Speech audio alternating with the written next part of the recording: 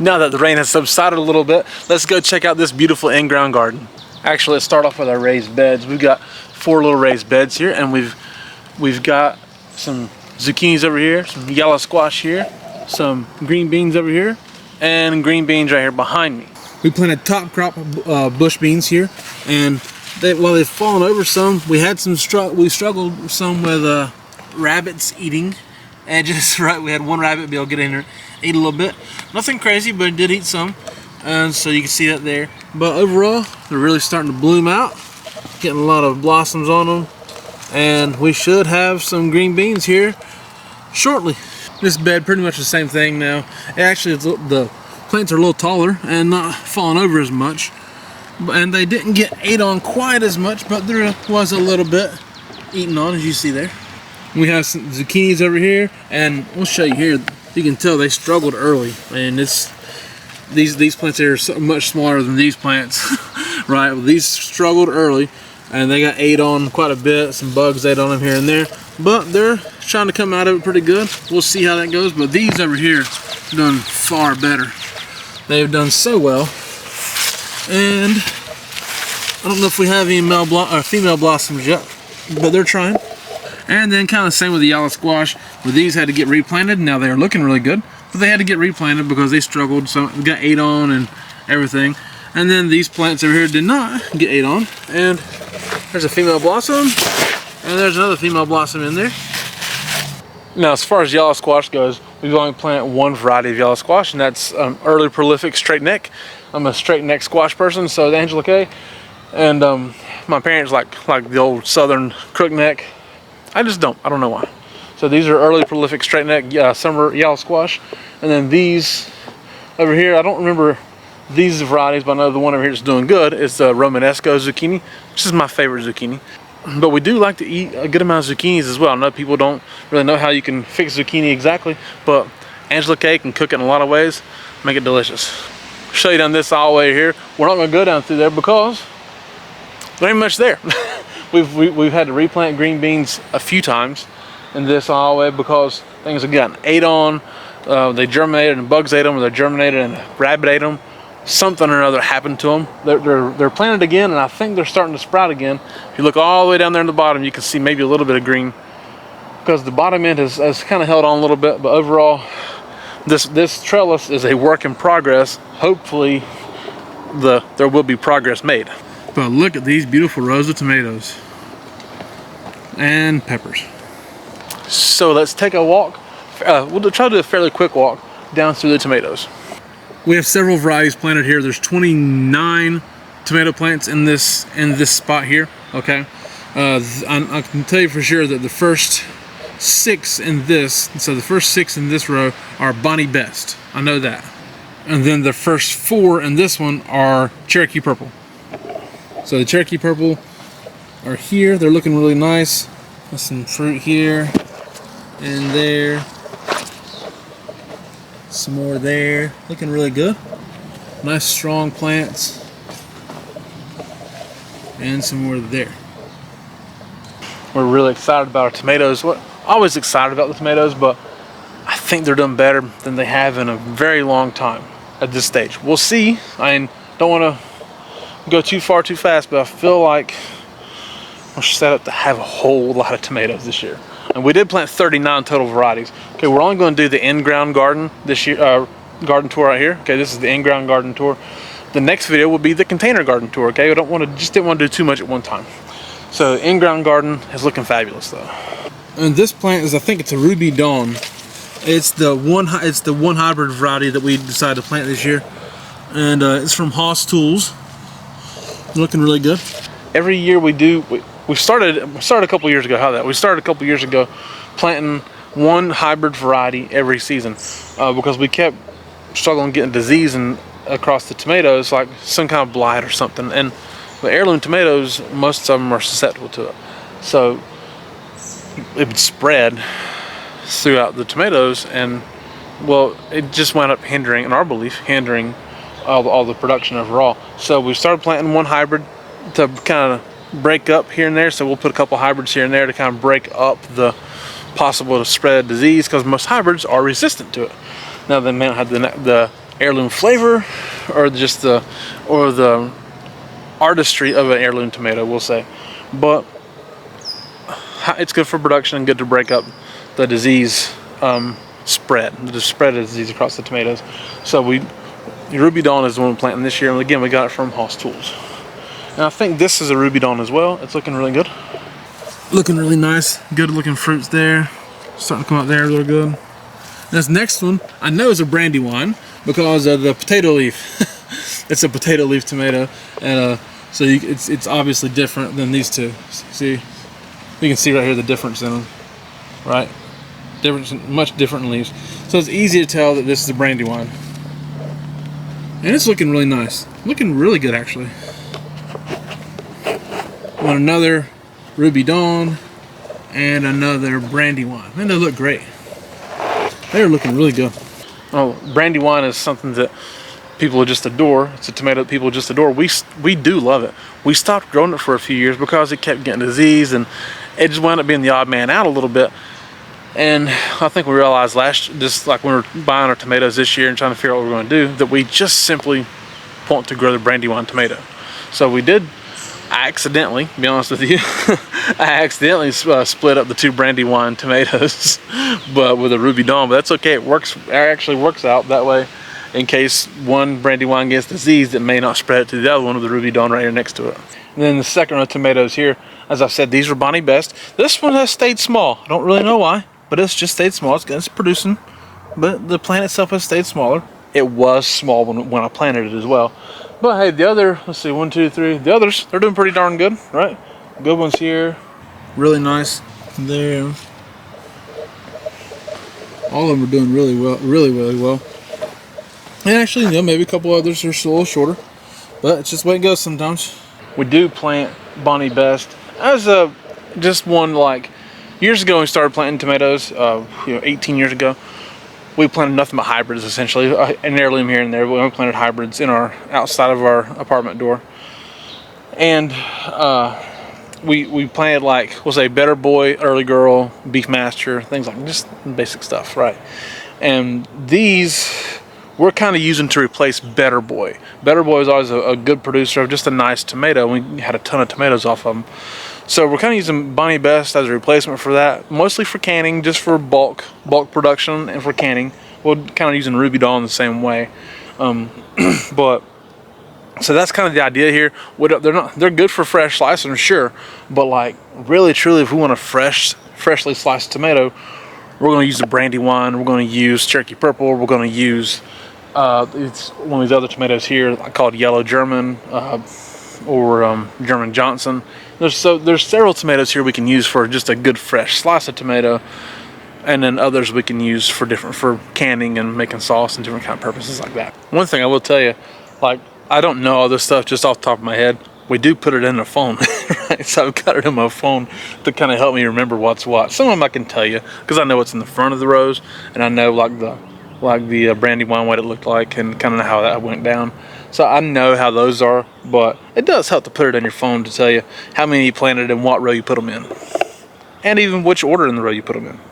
So now those first 6 were all Bonnie Best. So this is the last Bonnie Best right here, and then you go into Ruby Dawn this way. So the next 3 are all Ruby Dawn. Once again, to kind of keep disease from spreading, because this little guy right here is a blueberries tomato. So they're small. They're small, cherry tomatoes that get a nice blue purple tint on them. You can see it kind of getting the shading there. These look really good right here. Those look really nice, don't they? Really good looking tomatoes. And a nice looking plant. It's looking really good. We put the cherry tomatoes on the end of the rows, just in case if they got to sprawl, right? So they got a little more space here between these two plants, and this way they got space here. They can fall out over this way too, because they're going to sprawl and they're going to spread, and they tend to want to fall over on top of something, or maybe they'll fall over this way, or they'll fall backwards, or they might get a little disease. So you just want to kind of give them their space if you can, right? And so that's kind of what we did here. And I think they're going to pay off. It's going to pay off for us. And the next one here on this row is Sun Gold. Look at that beautiful orange tomato. That might be ripe. I'm not quite sure yet, but it's looking good. And look at that. Either way, I'll let Angela Kay get the first tomato. She appreciates it. She appreciates the fresh tomatoes. But look at that, beautiful plant. Nice tomatoes there, they're growing well. Angela Kay's already had to tie it up. That's how we handle these. They just get tied to this T-post. And look, I mean, it's already 6 foot tall. It's already 6 foot tall. That's crazy. All right, now I know for sure what these next ones are, so let's just go through them real fast. There's a couple. These are yellow German tomatoes. These two are, and they're an old heirloom that it's hard to find the seeds for them, but we found some, and they're growing really well. It's a really nice tomato. It's yellow, obviously, with a little red stripe in it. Okay, but it's really nice. It's kind of everywhere. But it's a really nice tomato. These next 4 are going to be German Johnson. Really, really good old heirloom tomato that was actually grown originally in North Carolina. The North Carolina bred tomato. And they're doing fantastic. One of our favorite tomatoes to grow, personally. One of our favorites. Oh, look at this. Beautiful tomatoes right here. Beautiful tomatoes. And these next 3 are Amish paste. Amish paste, a really good pasting tomato, as you hear from the word paste. And here's a really nice one. Good example of one growing right there. Really good tomatoes. I am going to be confused right here though, because this should be an Amish paste, but these do not look like Amish paste tomatoes. So I don't know what this is. Should be an Amish paste, but it's obviously not. Looks like an Amish, I mean, it's supposed to be an Amish paste. We'll see. I'm not convinced at this point. And I don't know how we could have gotten confused with anything else personally. But being real with you, this plant right here behind me don't look like a Bonnie Best either, being honest with you. I don't know. It don't look like an Amish paste or a Bonnie Best. So we're the jury's gonna be out on these first 2 tomatoes, that's for sure. That's a confusing one, but sometimes seeds can get mixed in seed packets. Maybe we mislabeled one, maybe somebody screwed up, put the wrong seed, got 1 or 2 wrong seeds in the seed packet. There's grace and forgiveness, right? For no matter who messed it up. So we'll wait and see what we think, huh? Now let's look at this row of peppers, okay? Which kind of gonna try and blaze through pretty quick for us. These first 2 are jalapeno, okay? Jalapeno is a heatless jalapeno, and they're looking pretty solid. They're doing good. These next ones are going to be Golden California Wonder. They're growing pretty solidly. They get to be a nice golden color. So they start out green, those should ripen to a nice golden color. And they're doing pretty good. Truly, I would like for the plants to be bigger, but they did struggle early. They struggled early, but they've really rebounded well. After they get through this first set of peppers, we'll see if they can grow some more and be a little stronger of a plant. But they're doing good anyways. It's okay. They're doing good enough. But I'm a little bit of a perfectionist, so I always want to do better, right? Always analyze them. All right, these next ones are Ashvarsky peppers. They're doing pretty solidly. They're getting there, right?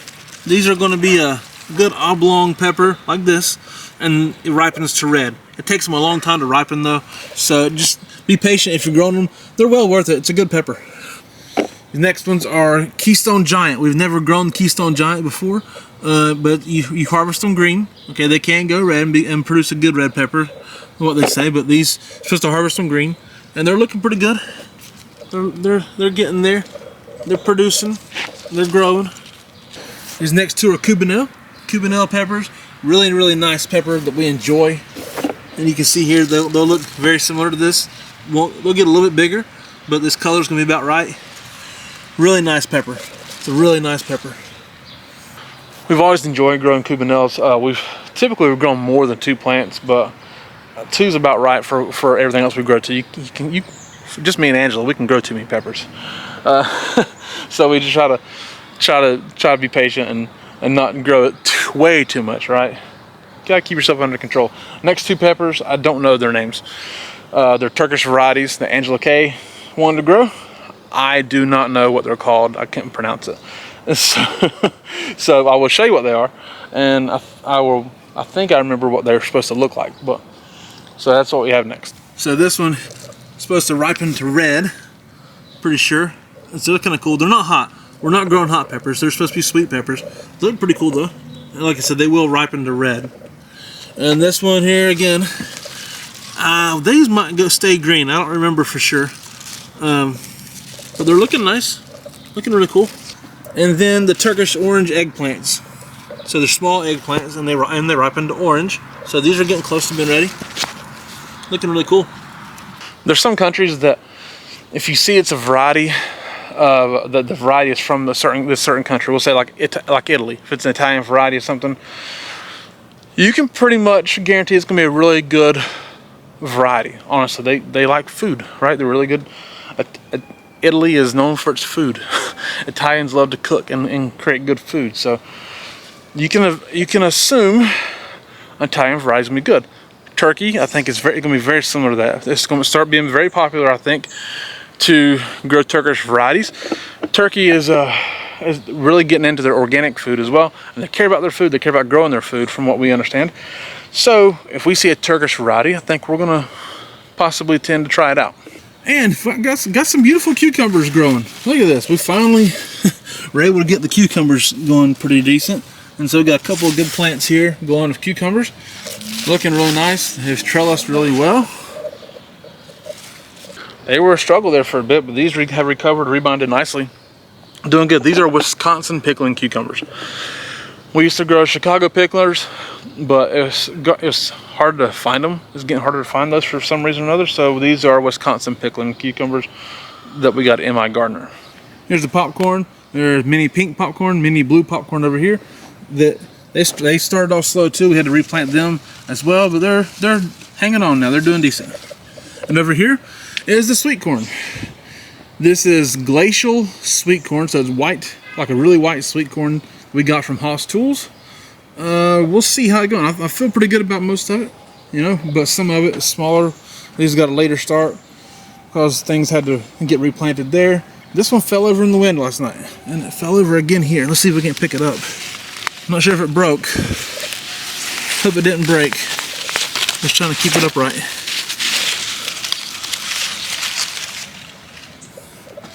And these are looking really nice. See these are brace roots. They only put out brace roots when they're trying to get heavy and produce corn. So hopefully we'll get some. The stalks are looking good. And we're starting to tassel on this one and on this one. Look at that, that's a thick tassel too. It does excite me. I'm stubborn as heck on corn. Again, I've been very open about not really being successful growing sweet corn. I'm feeling better about this one, right? I've tried really hard. I do need to fertilize it again though. And these two are Turkish varieties of green beans here that trellis on these teepees. They're looking really nice though. Look how tall those are already. Really good, over 6 feet. Nice looking green beans. And these 4 trellises are Tar Heel green beans, okay? So another really old heirloom, trellising really well. Look at this, way up here.